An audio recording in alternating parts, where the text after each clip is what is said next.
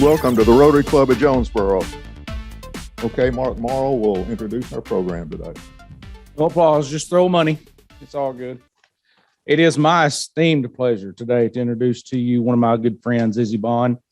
I got to meet Izzy Baughn when she had the title of Outstanding Teen, Miss Lights of the Delta, Miss Outstanding Teen. And I tell you, she's lived up to that name for a long time. So she's an outstanding individual. Izzy's a junior, double major in political science and mass communications with a minor in business administration at Ouachita Baptist University. That's somewhere down around where you're at, right? Yeah. So we got a clue where it's at.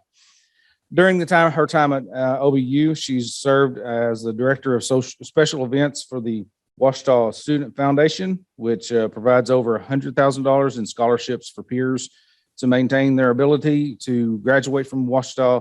Additionally, she's served as the interim vice president of Ouachita Baptist Student Senate and a delegate for OBU Model United Nations team. So you got a good idea what kind of field she's going to go into. Izzy currently works under Governor Asa Hutchinson as a correspondence analyst. And over the summer, she will transition to the state and federal relations position in Washington, D.C. Her small bit of spare time, and that's really, really small. We just talked about that. She enjoys traveling, hanging out with friends and family and her dog Coco, as well as watching all forms of collegiate athletics. Izzy is a Jonesboro native, been here all her life, and represents Northeast Arkansas as Miss Northeast Arkansas. I'll get it right in a minute. Whatever. She's a miss, so there she goes. Miss Izzy Baughn, please welcome. Well, hello, everyone. I am really excited to be with you guys today.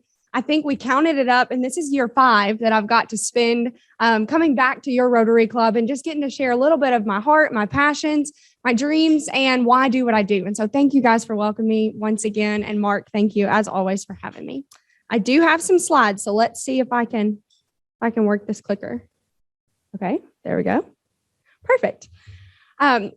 I'm going to start by telling you just a little bit about my journey through the Miss Arkansas system, and then I'll get into the actual presentation or program. I have been competing for, let me flip the slide. We'll go to this one first. So like Mark said, I'm a student at Ouachita Baptist University, and I'm in the honors program. And let's just say that college is rather expensive. And so in order to pay for my college, when I was 14 or 15, I learned about the Miss Arkansas or Miss America organization. And what this organization does is provide scholarship money for young women who are hoping to earn an undergraduate or graduate degree as they compete in the system. And so as I've been pursuing my undergraduate studies, Miss Arkansas has played a huge part in helping me pay off my college education. So I did 3 years as a teen competitor, and I had a really good run. And then this will be my 3rd and final year in the Miss system. So I'm going out wearing my home, Northeast Arkansas across my chest. And so it's just been a really special last few months. And I've got about 6 or 7 left before I represent the Northeast corner at Miss Arkansas and then give up my title and move on to the next journey. Like Mark said, I also, I like to call myself an amateur event planner. At Ouachita Baptist, I am over the Ouachita Student Foundation, which our mission is students helping students. And so a lot of the organizations I'm involved in, if you can't tell, are pretty scholarship based. And Rotary does the same thing with Cooper here with us today. So I just love that mission. But we get to host Tiger Tunes, Tiger Tracks, and the 5K Fund Run on Ouachita's campus, which helps us compile about $100,000 to $110,000 each year to pour right back into students on Ouachita's campus. So that's just a little bit about me, what I've been up to. Has anyone been to Tiger Tunes in this room? No? Okay. Well, this is my plea. On October 6th through the 8th, Cooper, you're in Arkadelphia, so this is really your call to come to Tiger Tunes. It is for a great purpose, but also it's a really, really fun show. Each student organization puts together a 6 to 8 minute song and dance show, and all of the proceeds go right back to help student scholarships. So we would love for you guys to join us. But enough about that. I will get into our presentation now. When Mr. Mark asked me to speak, he asked me to talk about social media and self-confidence. And so I'm just going to share a little bit of the skills that I've learned from my communications major regarding social media. And then, I think it's always good to have a little bit of encouragement to believe in ourselves, no matter how young or old you are. So I want to leave you with just a little bit of encouragement today. So these are some social media skills that I, over the years, have kind of thought are the most important when you're trying to brand yourself on an online platform, especially in our world today when so many people are using social media platforms to promote not only their businesses, but their personal brand as well. So I think being concise, authentic, brand aware, maintaining your credibility, being adaptive to new trends, staying organized, being creative, keeping a professional attitude, and knowing the fresh and new trends are just a few ways that you can make yourself or your business the most marketable. These are just a few screenshots of my social platforms. This right here on this side is my website. And so I kind of went with a purple theme. I think the Ouachita has really provided for a lot of pictures with purple backgrounds. And so just in order to be consistent, I went with a purple theme for my website. And this is where I keep all of my information about competing for Miss Arkansas, fundraisers coming up, my work through the Ouachita Student Foundation. A really big thing for people my age who are applying to jobs and graduate schools is to have a website that hosts your resume as a brand portfolio. And so this is what I created. And once you click on it, you can actually see my resume. You can see the work that I've done, the work that I'm involved in now, and anything else of that matter. And so I think this is a really new and upcoming trend. So I'm trying to be adaptive and adapt to the trends. And then the second one is actually a screenshot from my Instagram profile. And that is just something I also try and use these tips and tricks I'm about to share with you on. Social media, I believe, can either be our most powerful tool or our most harmful tool. I know a lot of you are in the professional world. How many of you have gone to hire someone, looked at their social media account and said, nope? Anyone? Yeah.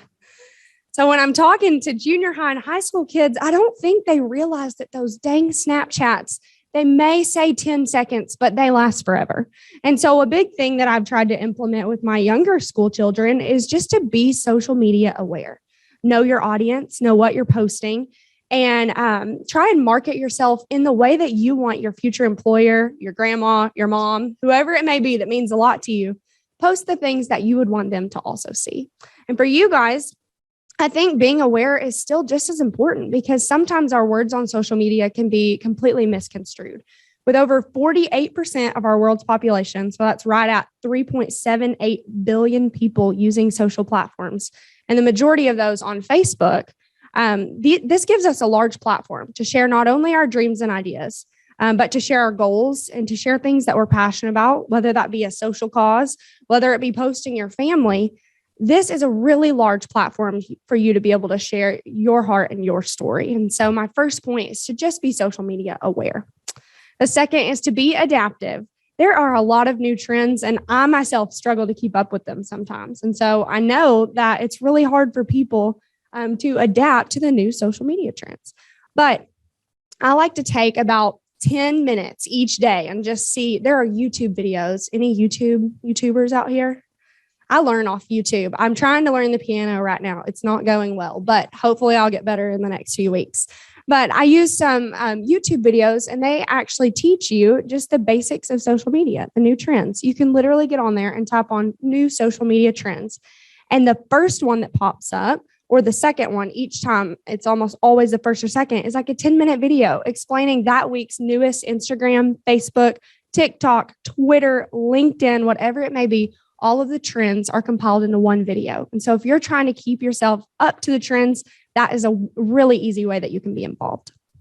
Next is to be consistent.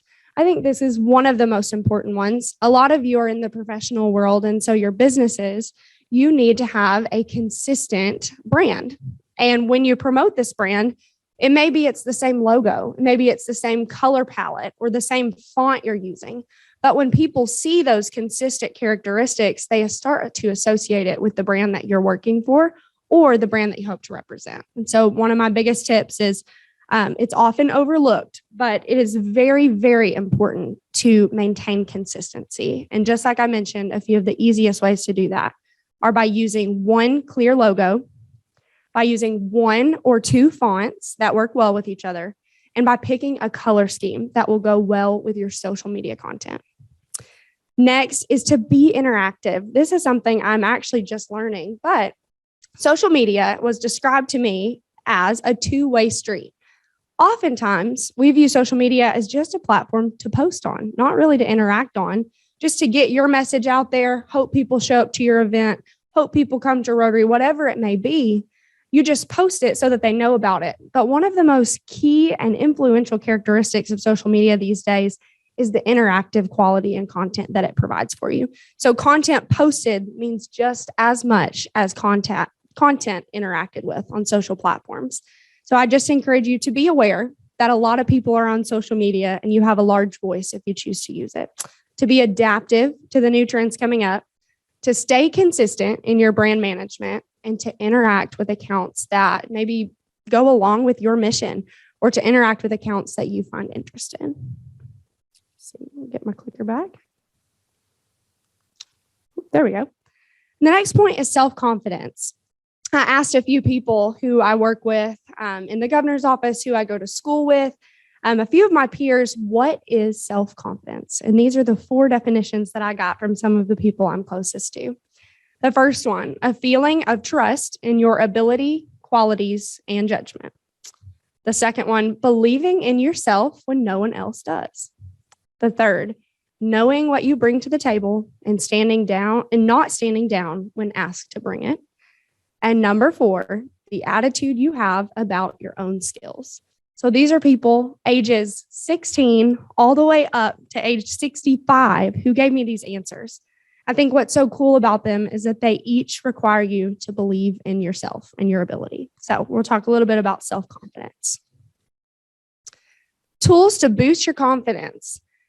You know, you don't have to look for a successful personality and imitate it. Now, I'm sure a lot of you know that because you're very successful in your careers, but oftentimes with social media and with all of the different platforms, we tend to fall into a comparison rut of comparing ourselves to other people, maybe the job they've done, the content they've shared, whatever it may be. But the truth is, at the end of the day, you can only be true to you.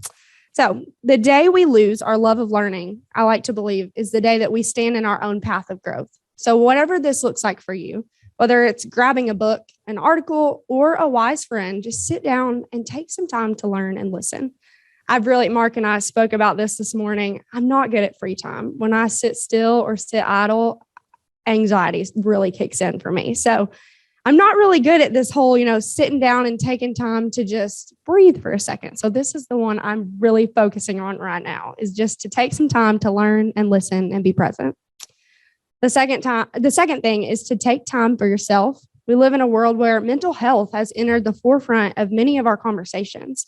And sometimes we lose sight of the end goal because we're so caught up in the craziness of one specific moment. So don't feel bad for taking just a second to breathe, whether that be in your life as a parent, in your professional career, as a friend, as a mentor, as an athletic coach, wherever you find yourself at in that moment. Don't be afraid to take time for yourself. At the end of the day, and I'm still learning this one, you cannot pour into other people with an empty cup. So I encourage you to pour into yourself too. And last, I spoke on this just a second ago, but comparison is often the thief of our joy. And at the end of the day, we can't be everyone's cup of tea. And I'm sure a lot of you know that, but I just want to serve as a reminder from a young person to you guys that you don't have to be everyone's cup of tea, and that is simply okay. I think you can all understand as leaders in our community and as people who want to pour back into the good that Jonesboro has cultivated here, this can be a tough one to nail down, but it is very, very important. So my 3 self-confidence boosters or modes of encouragement are to take some time to learn, to listen, be present. Don't be afraid to give yourself time off or time to rest. And third, don't compare yourself, because at the end of the day, you write your own story. This is actually my favorite quote, and I thought it tied into both social media and self-confidence really well. It says, leaders must be close enough to relate to others, but far enough ahead to motivate them. And this is a quote from John C. Maxwell's book. And I love this because truly, at the end of the day, leaders have to be close enough to relate to others. We have to share our heart. We have to share our vision. We have to be someone who someone can come up to and say, hey, this is a problem I'm facing. This is a problem I'm seeking. I need some help with it. We have to be approachable. But also, leaders in the community must place themselves far enough ahead that you serve as motivators. You serve as someone who others look up to for sources of encouragement or for advice, someone that they can come to motivate them when the days seem long. And so I encourage you. This is a quote I live by. It's posted on every mirror in my car, wherever you may go. I have this one posted. And so I just truly believe that leaders must be close enough to relate, but also far enough ahead to motivate. And so that's what I want to leave you with today. I told Mark it was a very short presentation, but I do want to open it up for any questions that you may have regarding the Miss Arkansas or Miss America organization, social media, self-confidence, or really just anything you may have. Yes. Jill Clogston. Sometimes successful women, and I put you in that. I'm not saying myself, but I do put you in there. You too. They feel like almost imposters. I mean, they feel like, but I know women, I've discussed this with a lot of my colleagues. And so if you ever have felt that way, how have you come out of it? What do you tell yourself? And what can you tell other women, young ladies like yourself, that they're not imposters, they're true to themselves and they're authentic? And so how do you work with that? I think the beauty of the day we live in is that no matter your gender, male or female, you have a seat at the table if you create one for yourself. And I have to remind myself of that often. I shared this with my table, but I'll go ahead and share with the rest of you. I just finished a book called Fly Girls, and it's about the first ever 5 female pilots who received their pilot's license. It was a very interesting read, but one of them stood out to me, and her name was Louise Thaden, and she is actually from Arkansas. Has anyone ever been to the Thaden Field Airport in Bentonville? I know Miss Jill said she had. Well, the Thaden Field Airport is actually named after Louise because she was the first ever woman to attempt a transatlantic solo, as well as she won the Bendix Air Trophy. She was the first woman to ever win this award. And I think her story resonated with me so much because, one, she's from Arkansas, and this is my home. This is where I want to invest in. And these are the people that I love and have made me who I am. But 2, she was a woman in a male-dominated field, and she totally kicked butt at it, and for lack of better words. And so I think I really admire Louisa's story. And when I start feeling low, I remind myself that on her longest days, she was able to win that trophy, to make it to the finish line. And that was her source of motivation. And so I try and cling to that. This is John David Carmack. I'm happen to also help with social media at the Electric Co-op. So the social media topic made me think of this question. What is your opinion on the trolls, the naysayers, the detractors? Do you like to address them head on, or do you ignore them? So when I talked about the two-way street analogy, I really think you have to do a mix of both. There are going to be people, and I'm sure you have this with your job, that comment on every single post something negative. I mean, they just can't think of something nice to say. And for those people, I think it's appropriate to often ignore that, because people start to see, if they look at your feed, that person is commenting over and over and over again. However, if it's a comment that you can maybe provide an appropriate response to and say, we're so sorry you feel this way, what could we do better to help you? Or just ask a question. And I really think it ties into being relatable and being approachable. If people see that comment back and know that you're willing to engage and willing to recognize that there may have been a problem, they often respect that a little bit more. I hope that answered your question. John Deacon, my mother is not in the names of those pilots that you mentioned, but she's 95 and she got her pilot's license when she was 19 years old. That is awesome. My question to you is, in watching the Olympics this year, there were a couple of athletes that seemed like there was so much expectation on them, and they had driven to succeed for so long that they then pulled back because of their mental health. And you had a blurb about mental health and self-confidence in there. What is your comment on these people who strive so hard to succeed and realize that it's become too much at some point? just to be completely transparent with you guys, I felt myself falling into that category pretty recently. And so just hearing, I think you're referring to Simone Biles' story and a few others, but that's the one that really stood out to me. At first, I was disappointed and I didn't quite understand why she was stepping down because she had it all. You know, she had it all going for her. She was going to win the gold. She's incredible at what she does. But the societal pressure that we place on people who are leaders and who are in those positions is oftentimes absolutely unobtainable. And so I have grown a really newfound respect for Simone and the other Olympic athletes that took a stand for themselves. Because I think as someone, I place a lot of pressure on myself too. And so I've really had to remind myself that your mental health matters more than any accomplishment or award you could ever have on this earth. And so I do respect Simone and the other Olympic athletes who took a stand for mental health. Any other questions? Okay, Izzy. Y'all were preparing me for interview right there. I have a 10-minute interview with 5 judges for Miss Arkansas coming up in about 2 months, and they're going to ask me questions very similar to that. So whether you knew it or not, you really did just serve as part of the Miss Arkansas prep team. So thank you guys. Again, thank you guys for having me. Thank you again. Appreciate it so much. Next week, Tuesday, March the 29th, John Newman will be with us. He's with the academies of Jonesboro High School and partnership opportunities with them. Rotarians, please join me in the 4-way test of the things we think, say, or do. Is it the truth? Is it fair to all concerned? Will it build goodwill and better friendships? Will it be beneficial to all concerned? Thank you. I hope to see you next week. We're adjourned.